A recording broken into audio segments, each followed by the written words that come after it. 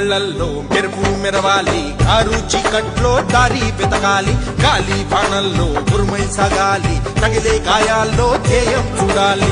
ఒకటే జననం తల్లి పెట్టింది, భార్య పెట్టింది.